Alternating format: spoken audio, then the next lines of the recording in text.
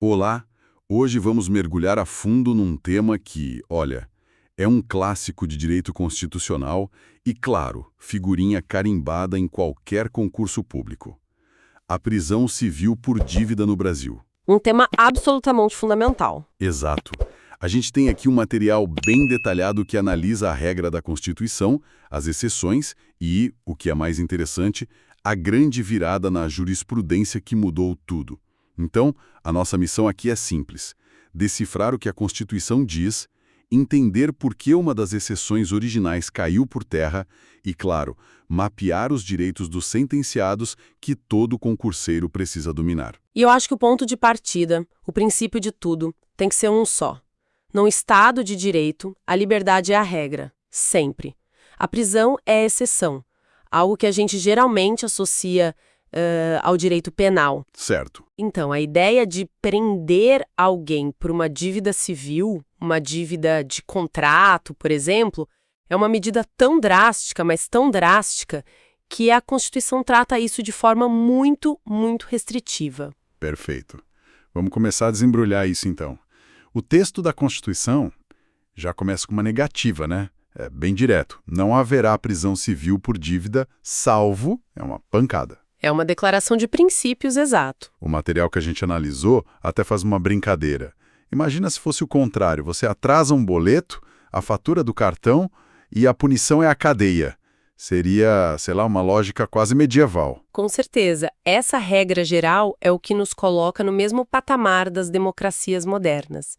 Mas a nossa Constituição de 88, lá na sua origem, ela deixou duas portinhas entreabertas, duas exceções. E quais seriam? A primeira, que está aí firme e forte até hoje, é a de um responsável pelo, e aqui a gente tem que usar as palavras exatas, inadimplemento voluntário e inexcusável de obrigação alimentícia. A famosa pensão alimentícia. Exato. E a segunda, que é a grande estrela da nossa história aqui, era a do depositário infiel. Ótimo. Vamos por partes. Aqui ainda vale. Devedor de alimentos. A Constituição usa termos bem específicos. Voluntário e inexcusável. O que isso quer dizer na prática? Não é só não pagar e pronto. Não. E essa é uma pergunta excelente, porque os detalhes aqui definem tudo. Voluntário significa que a pessoa tem condição de pagar. Ela tem os meios, mas ela escolhe não pagar. É uma decisão. Entendi. E inexcusável quer dizer que não existe uma desculpa válida ou uma justificativa que se sustente. Tipo, a pessoa perdeu o emprego de repente, ou teve uma doença grave que levou todo o dinheiro. Não é um não posso pagar, é um não quero pagar. É uma recusa consciente, então. Agora, tem um ponto que sempre gera confusão. A natureza dessa prisão. É uma pena? Uma punição? Esse é o pulo do gato para qualquer prova. A prisão do devedor de alimentos não tem caráter de pena, não é punitiva. O objetivo do judiciário não é castigar a pessoa por dever. É o que, então? O objetivo é coercitivo. A prisão é uma ferramenta de pressão, a mais forte que o Estado tem na esfera civil, né? A ideia é usar a ameaça da perda da liberdade para forçar, para coagir a pessoa a cumprir aquela obrigação. Faz sentido. É colocar na balança a liberdade do devedor contra a sobrevivência de quem depende daquele dinheiro, que geralmente é uma criança. É uma medida extrema para garantir um bem maior. Perfeito. A lógica de coerção. Agora sim, vamos para o segundo personagem, o que você chamou de estrela da reviravolta. O depositário infiel. Esse nome soa tão antigo.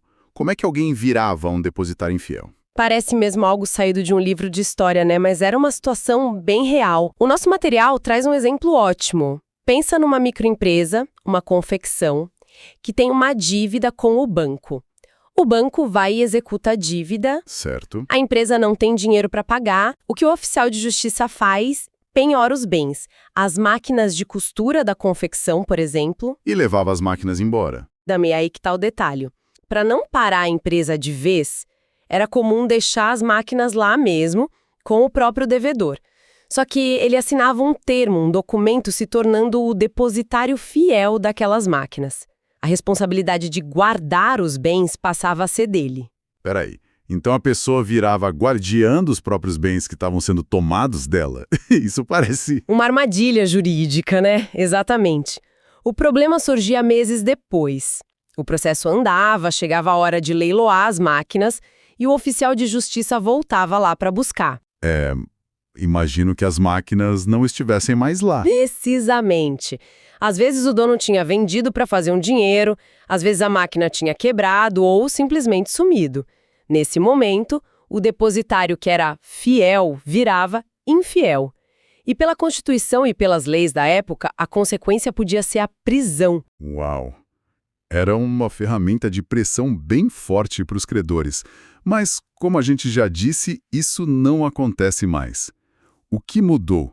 Como é que uma previsão que está lá escrita na Constituição simplesmente para de ser aplicada? A mudança veio de fora para dentro.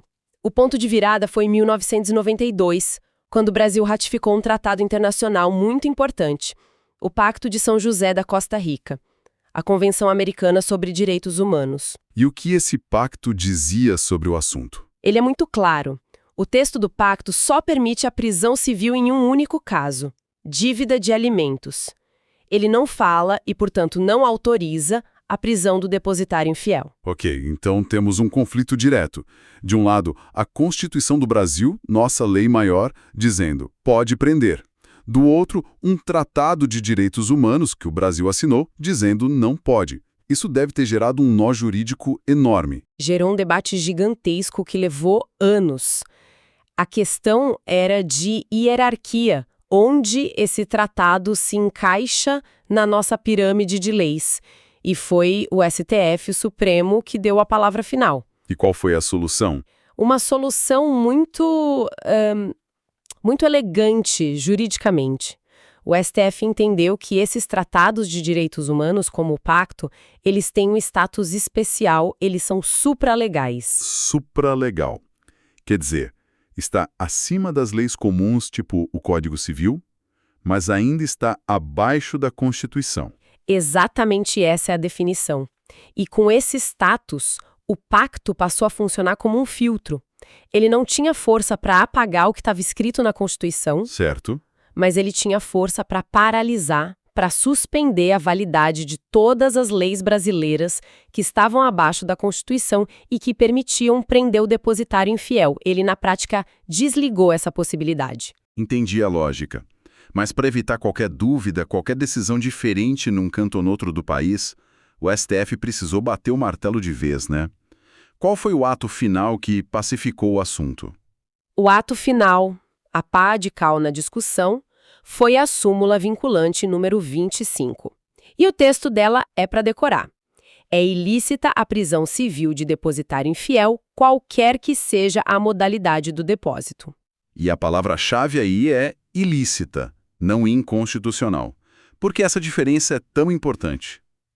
É o coração da questão. O STF não podia dizer que era inconstitucional, porque a previsão está lá, escrita na própria Constituição. Seria um paradoxo. Verdade. A prisão não é contra a Constituição, mas ela se tornou ilícita porque ela viola essa norma supralegal, o pacto, que o Brasil se comprometeu a seguir. Então, para o concurseiro, a conclusão é: a figura do depositário infiel existe, mas a consequência da infidelidade não é mais a prisão. O credor tem que buscar outros meios, como uma ação por perdas e danos. Brilhante. A solução é sutil, mas faz todo sentido. Bom, então definimos quem pode e quem não pode ser preso por dívida. Mas, uma vez que a pessoa está presa, seja por qual motivo for, a Constituição continua lá, protegendo seus direitos. E o nosso material agora entra nisso, nos direitos dos sentenciados. O primeiro é a individualização do local da pena. Sim, e isso é uma consequência do princípio da individualização da pena. Não basta só definir o tempo de prisão, tem que definir o local e o jeito de cumprir. A Constituição manda que os presídios separem as pessoas por 3 critérios bem objetivos. Quais são... Primeiro, a natureza do delito. Para não misturar quem cometeu um crime sem violência, um furto, com um latrocida, por exemplo. Segundo, a idade, para proteger os mais novos. E terceiro, o sexo do apenado. O material também tem uma reflexão bem forte sobre o direito à integridade física e moral do preso. Achei bem impactante. É fundamental.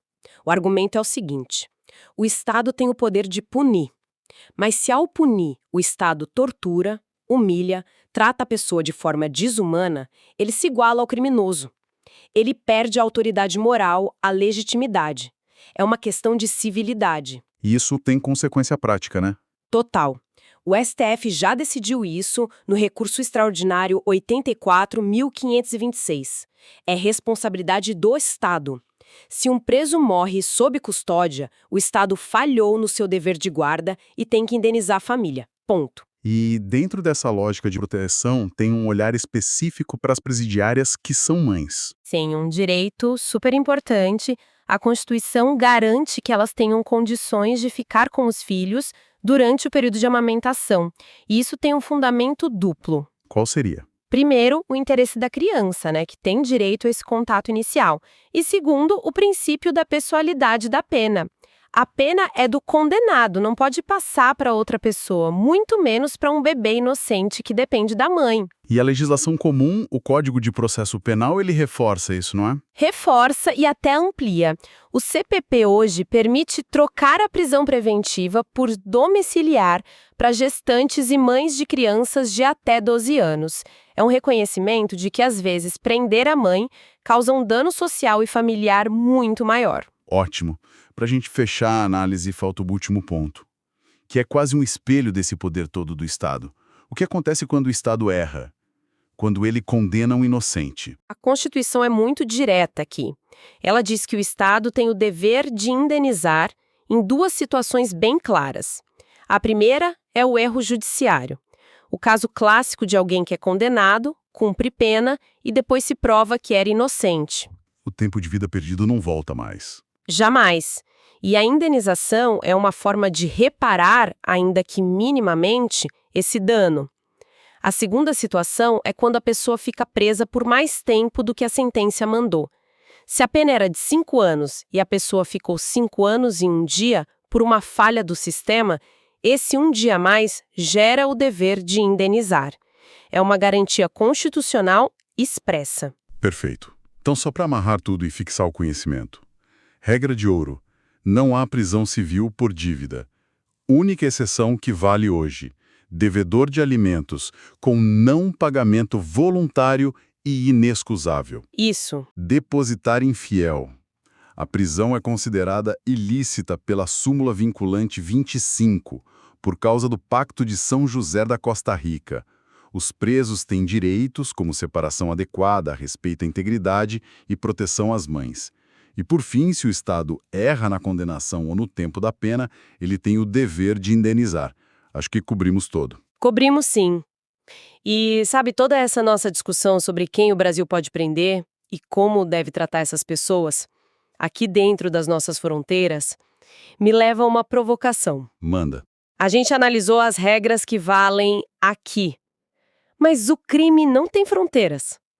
E isso abre uma porta para um desafio que testa os limites da soberania de um país, né? Sem dúvida. O que acontece quando um outro país pede para o Brasil entregar uma pessoa que está aqui no nosso território? Seja para ser julgada lá, seja para cumprir uma pena que já foi definida.